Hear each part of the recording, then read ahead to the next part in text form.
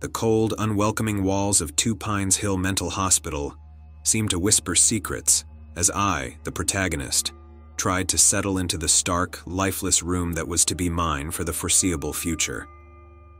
My admission here followed a breakdown that left me vulnerable, questioning the fabric of my own reality. It was during one of these long, sleepless nights that I stumbled upon the first piece of the puzzle, a cryptic, hastily written note hidden under my bed, stark against the sterile white sheets. Beware the February man. Initially, I dismissed the note as a cruel joke, the product of another patient's disturbed mind. But as days melted into one another under the oppressive, drafty corridors of the hospital, a sense of unease began to take root within me. I heard whispers, hushed tones of conversation among patients and staff alike, speaking of a malevolent presence that haunted the facility, especially during the cold month of February. This sinister undercurrent seemed at odds with the mundane daily routine of the hospital, medication rounds, therapy sessions, and the monotonous tick of the clock. Yet, it was in the moments of silence, when the hospital seemed to breathe a heavy, expectant sigh, that I felt the weight of unseen eyes upon me. Patients who had seemed lucid became withdrawn, their eyes shadowed with unspoken fears, while others spoke in frantic, hushed tones about nightmares that left them gasping for air. I began to notice more, small, inexplicable occurrences that alone meant little, but together wove a tapestry of dread.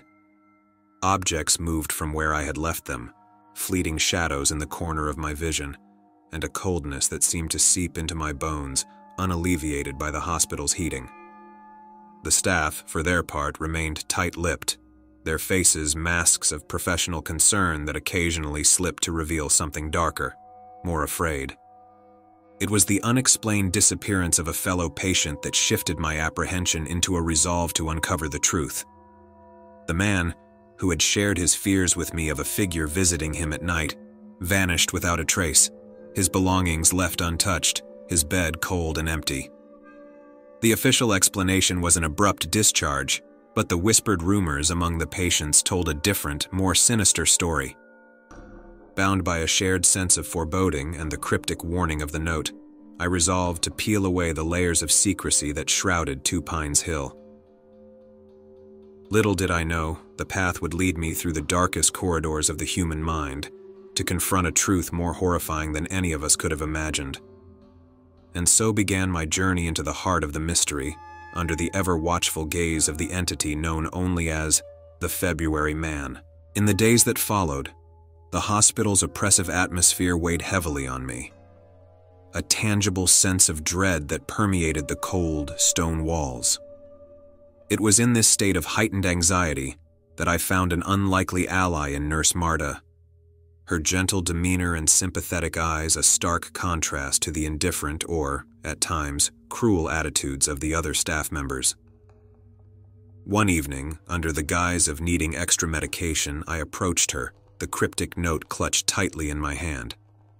With a glance to ensure we were not overheard, I shared my fears and the strange occurrences I couldn't explain away as mere coincidences. To my surprise, her eyes met mine not with the skepticism I had expected, but with an understanding that hinted at her own concealed concerns. Nurse Marta confessed her growing unease, sharing observations of her own.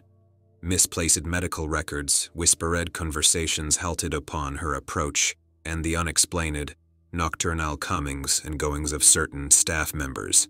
Together, we began to connect the dots, piecing together a mosaic of suspicion and fear. Encouraged by our shared resolve, I started to document everything. Every whispered rumor, every unexplained event, every name mentioned in hushed tones. I recorded them all in a journal I kept hidden under a loose floorboard in my room.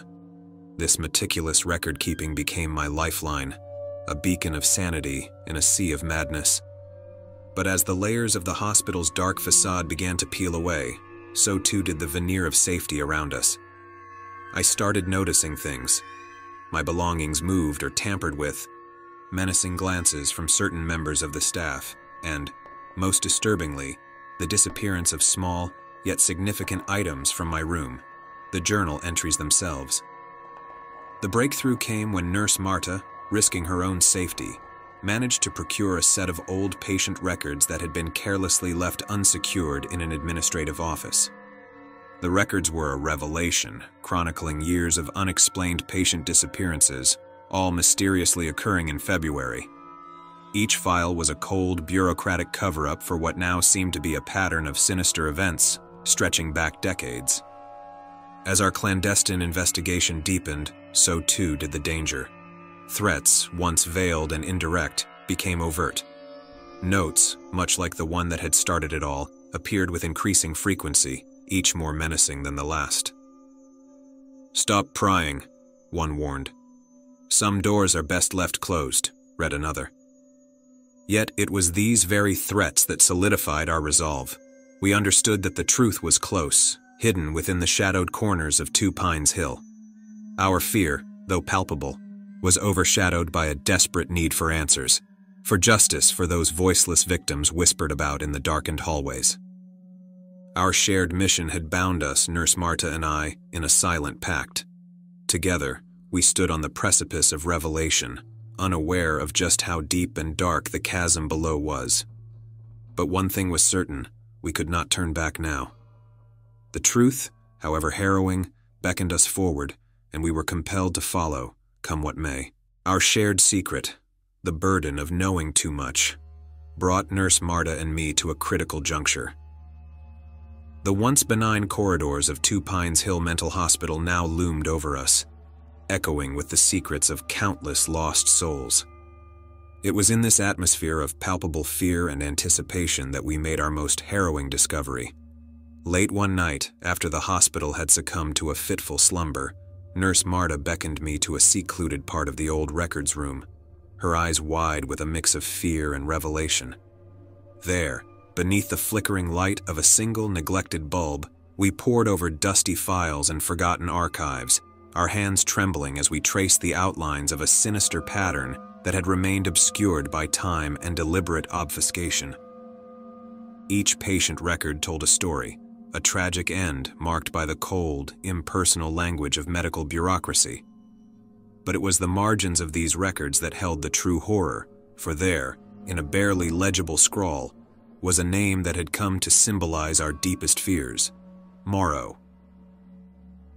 Dr. Morrow, the esteemed psychiatrist, the supposed caretaker of lost minds, his signature a recurring motif in the sad finale of each patient's stay at Two Pines Hill. The realization struck us like a physical blow. The February man was not a specter from some patient's delirium or a ghostly legend born from the collective fear of the hospital's inhabitants. He was real, flesh and blood, cloaked in the respectability and authority of his profession. Dr. Morrow, with his calm demeanor and reassuring smiles, was the architect of the nightmare that had claimed so many before us. Our initial shock gave way to a grim determination.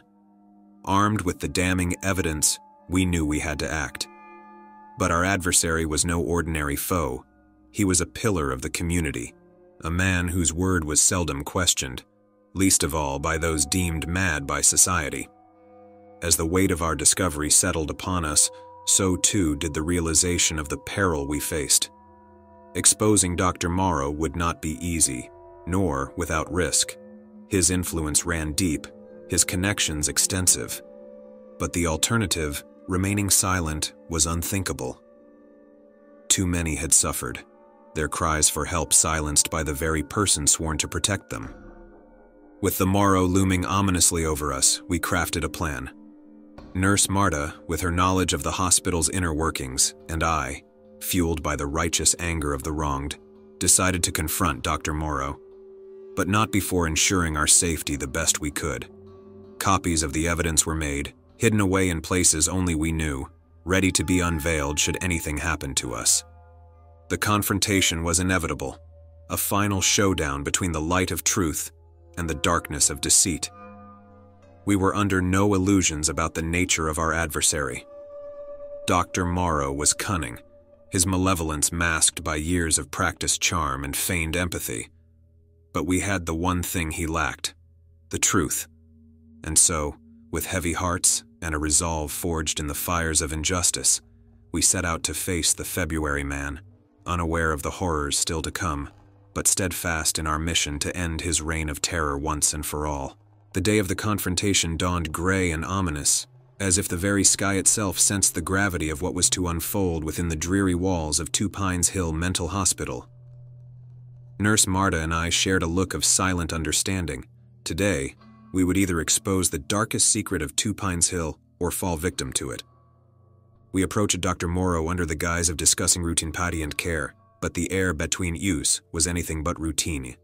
It crackled with a tension that seemed to draw the very walls closer, turning the familiar office into a claustrophobic arena for our final standoff. Dr. Morrow greeted us with his usual placid smile, but his eyes, sharp and calculating, betrayed a flicker of suspicion. We wasted no time on pleasantries. Nurse Marta, with a steadiness in her voice that belied the trembling of her hands, began to outline our findings, laying bare the patterns of death and despair that had followed the doctor's tenure at Two Pines Hill. As she spoke, I watched Dr. Morrow's facade crumble, his composure giving way to a seething undercurrent of rage and fear. When she finished, the room fell silent, the only sound the distant, muffled cries of the hospital's forsaken souls. Then Dr. Morrow spoke.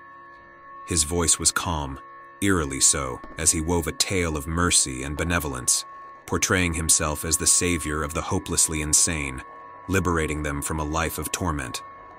But his words, meant to persuade, fell on deaf ears. We had seen too much, knew too much to be swayed by his twisted justifications. The confrontation escalated quickly. Dr. Morrow, realizing his carefully constructed world was crumbling, lashed out, his actions fueled by desperation. He lunged across the desk, intent on silencing us by any means necessary, but we were prepared. Nurse Marta had discreetly signaled for help at the first sign of his aggression, and within moments, orderlies rushed into the room, pulled from their routine by the urgent call. The struggle was brief but chaotic. Dr. Morrow, though restrained, continued to shout, his voice a chilling mix of anger and delusion, proclaiming his actions as divine work, misunderstood by mere mortals. But his words were drowned out by the approaching sirens of the authorities, alerted by our earlier precautions. In the aftermath, as Dr. Morrow was led away in handcuffs, the hospital seemed to exhale a collective breath it hadn't realized it was holding. Staff and patients alike watched, a mixture of relief and disbelief etched on their faces. Nurse Marta and I shared a weary, tentative smile, our bond sealed in the shared fire of adversity. The fallout from Dr. Morrow's exposure was immediate and far-reaching. Investigations were launched, revealing the depths of his depravity and the system's failure to stop him. The media descended, hungry for the story of the psychiatrist-turned-predator, the man who had hidden behind a mask of benevolence to commit unspeakable acts.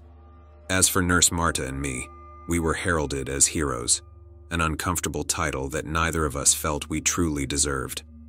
We were simply two individuals who had stumbled upon a nightmare and decided to fight back, driven by the memories of those who could not. The confrontation with Dr. Morrow marked the end of his reign of terror at Two Pines Hill, but it also marked the end of our own innocence. We had looked into the heart of darkness, and though we had emerged victorious, the scars of that encounter would remain with us forever. The days following Dr. Morrow's arrest were surreal, as if the entire hospital had awoken from a long, oppressive nightmare into the uncertain light of day. The media frenzy outside the gates of Two Pines Hill Mental Hospital was relentless, each reporter vying to uncover and expose the grim details of the scandal that had rocked our small community to its core. Inside the hospital, the atmosphere was palpably different. There was an air of cautious relief among the patients and staff, interspersed with the heavy silence of reflection and mourning. The halls, once suffused with an almost tangible dread, now echoed with the tentative sounds of hope and the possibility of healing. For me, the aftermath was a time of profound introspection. I had come to Two Pines Hill a broken man, lost in the labyrinth of my own mind. But the ordeal had galvanized something within me, a resilience I had not known I possessed. I had faced down darkness incarnate and had emerged, if not unscathed, then at least intact. Nurse Marta, my steadfast ally through the darkest of times, became a beacon of strength not only for myself, but for the entire hospital. She worked tirelessly to reform the institution, advocating for the patients with a renewed fervor, ensuring that the horrors of the past could never be repeated. The trial of Dr. Morrow was a media circus, a spectacle that I found both revolting and cathartic. As I sat in the courtroom, listening to the litany of charges against him, I felt a chapter of my life closing. The man who had once held the power of life and death over so many was now reduced to a mere mortal, his fate in the hands of the very system he had manipulated and scorned. But justice, though served, brought little solace to the families of the victims, or to those of us who had survived the ordeal. The wounds inflicted by Dr. Morrow were deep, the scars etched not only on our bodies but on our souls. The process of healing, we all knew, would be long and fraught with difficulty. In the weeks and months that followed, Two Pines Hill underwent a transformation. Under the guidance of new leadership, the hospital began to shed its foreboding legacy, adopting new, more humane practices and a philosophy of transparency and compassion. But for many, the building itself remained a monument to pain and suffering, a stark reminder of the cruelty that human beings are capable of. As for myself, I was eventually discharged, stepping out into the world with a sense of rebirth mixed with trepidation. The sun seemed brighter, the air fresher, yet I could not shake the shadows that lingered at the edge of my vision, the echoes of those lost souls who had walked the halls of Two Pines Hill. Life outside the hospital moved on, indifferent to the dramas that had unfolded within its walls.